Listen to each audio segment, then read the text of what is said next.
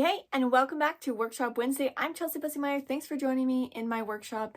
And if you want to use French seams, you do not want to try them without all of the tips in today's video. Now, I absolutely love French seams. I have them right here on my kimono jacket that I'm wearing today, and they finish your garment so beautifully. Any project really, even if it's a home decor project, French seams are just a really lovely professional finish. And if you don't have a serger, you definitely want to have this tool in your sewing toolbox. However, I have a serger and I prefer the French seam on a lot of projects just because it has such a professional finish. It is so beautiful. You might even want to wear your garments inside out just because it's that clean and that professional. And especially if it's a little bit of a sheer fabric like this fabric on the top I'm wearing today, it's just so much smoother and cleaner than using an overlock finish to keep your garment from fraying. So let's take a look at tip number 1. Avoid using a French seam if you have a lot of seams coming together at the same junction point. For example, on this sweater, this is just a quick sketch of a sweater I made for my sister, and under the armpit, I have my raglan sleeve seam, the side body, and the sleeve itself, the seam that closes the sleeve, all coming together at the same junction point. So this will make a little bit more sense when we get to actually close a French seam. But this would mean that if we used French seams on all of these closures, then we would have on the last row of stitching like 20 layers of fabric, which would get really, really thick. If you're using a thin fabric like chiffon, like the jacket that I'm wearing today, you know, even 20 layers of this fabric is still stitchable. However, if you're using a heavier weight or stiffer fabric, that can get too thick really, really quick. Now, even if you are using a French seam, you don't need to use it on all of the seams. You could, for example, just use it on the raglan sleeve and then use a regular stitch just to close the side body and the sleeve, and maybe finish it off with a zigzag or something like that. You don't need to use it throughout the whole garment if it's going to get too thick on you. You also want to avoid patterns with really sharp curves. Now, this is kind of an in the middle curve. It's longer, softer. So this is actually the curve of my sleeve underneath this garment. And for this fabric, once again, it works because it's thin, soft, and flowy. Stretchier fabrics will allow you to do sharper curves. Again, stiffer fabrics will cause that curve to just pucker and not lay smooth when you turn the sleeve around. Because we have a shorter length of seam allowance here that has to flip on the inside once we finish the garment, if it's too sharp of a curve, it's gonna cause a lot of puckering just because that seam allowance is too short, and we can't just snip into that seam allowance like we often do if we need to spread open a seam allowance when we're closing seams in a more conventional method, because that would cause the inside of our French seam to once again fray. And the beauty of it is that we have this nice clean finish on the inside of our garment. So we don't want to go and snip into the seam allowance here. So avoid garments that have really sharp curves or areas where you need to snip into the seam allowance when using a French seam.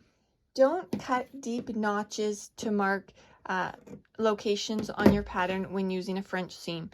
Either mark with a chalk or another marking tool, or make sure that your notches are really, really shallow. If you cut deep notches, then once again, you're opening up a location as a fray point, and that French seam won't finish it off as nicely.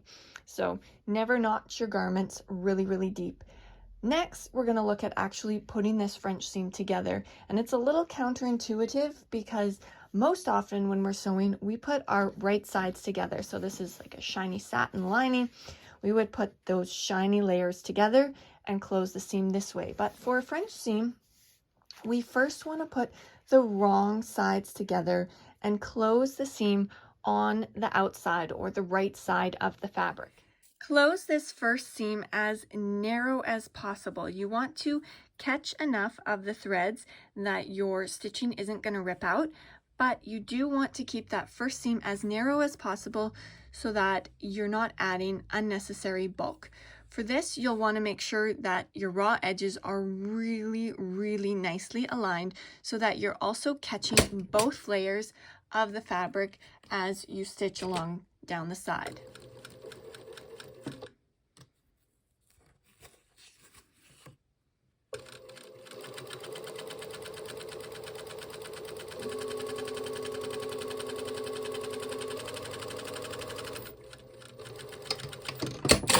After you've stitched your first row of stitching on the right side of the fabric, go and trim any threads. I use this particular fabric with these long frays on the edge to really emphasize this point.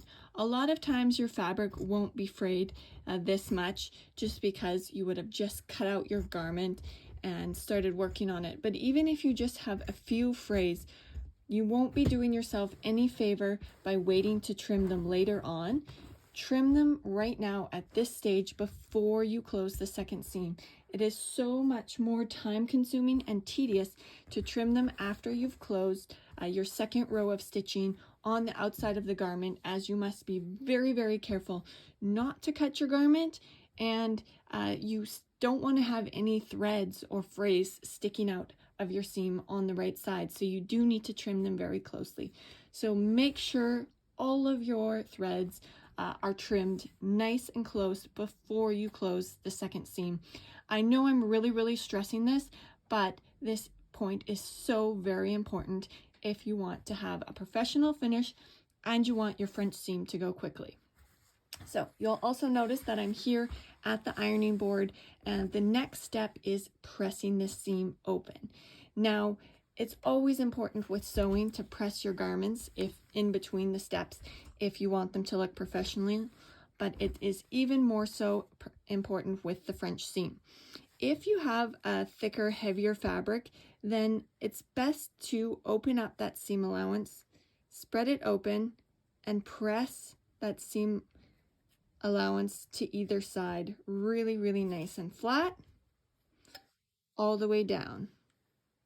If you're using a very stretchy fabric or a very thin fabric like chiffon, it gets really tricky to spread the seam allowances apart here, and it's just so time consuming.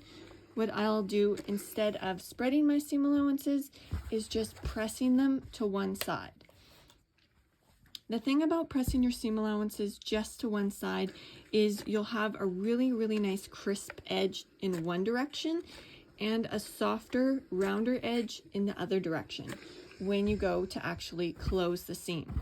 Here on this side, because I've spread the seam allowance, when I close up and put those right sides together to do my second seam, I can make sure that my stitching is right along the top. So it's really clean and square, because our goal is to have that first stitch line right at the fold of our seam. Here on the other side, since I just pressed it all in one direction, you can already see that it's just lays a little bit rounder. So the one side is nice and flat where the seam allowance is pressed in that direction, and the other side just rolls over. So oftentimes you'll have your seam kind of rolled over in one direction. You're taking a little bit more fabric from the one side than the other, so your seam allowance is also not symmetrical. So this is just really not ideal. However, with thin fabrics and stretchy flowy fabrics like chiffon, silk, like really fine silk, probably not on like Duchess satin because it's again stiffer, heavier. You'll want to spread those seam allowances, but anything that's slippery and fine, you can still do this. The key here is to have the fabric laying under your machine so that the rounded side is on the bottom. We want to have the side that's nice and square where the seam allowance is folded over on the top, and this rounded side on the bottom. When you feed it through your foot, you can kind of roll it over as it goes into your machine. You can roll it over and get that corner nice and crisp as you go. When you close the second side, you want to make sure that you're taking enough seam allowance that you're catching the entire amount of seam allowance you have on the first stitch. So you'll want to stitch this one a little bit wider, and you'll really want to make sure that you're not taking too much seam allowance from your garment. Whatever your garment seam allowance is, you want to make sure that your first and second seam allowance calculated together does not exceed the full seam allowance budgeted in your pattern. Now you can see as I come along here, it's really easy to roll that rounded edge into a square flat edge, and you use that top layer that's already nice and squared off to your stitching to just hold it flat as you feed it through the machine. If you stitch it the other way around, you'll just find that that softer rolled edge that isn't pressed right straight along the stitch line of your first row of stitching, it just gets messy and slides around, and then you don't have this nice clean finish with your stitch line right at the top. Here you can see too why it's important not to make your notches deep when you're using a French seam. That's exactly why, so that you don't have little holes and fray spots in your seam. I'm going to once again press this French seam. It's always a good idea to press your seams just nice and smooth before you even decide which direction you want to lay that seam allowance. This will also help your garments just come out more professional. I just absolutely love the French seam. It's so neat and tidy and clean, and as I mentioned at the beginning, you almost want to just wear your garments inside out just because it's so clean. Here's a little thread, and this is a great example, a little fray that's sticking through. If you have to go along your entire seam and trim these little frays without by accidentally snipping a little hole in your fabric, it is just so time consuming, and it's almost impossible really to get right down to the seam, which is why always trim your threads before you close it.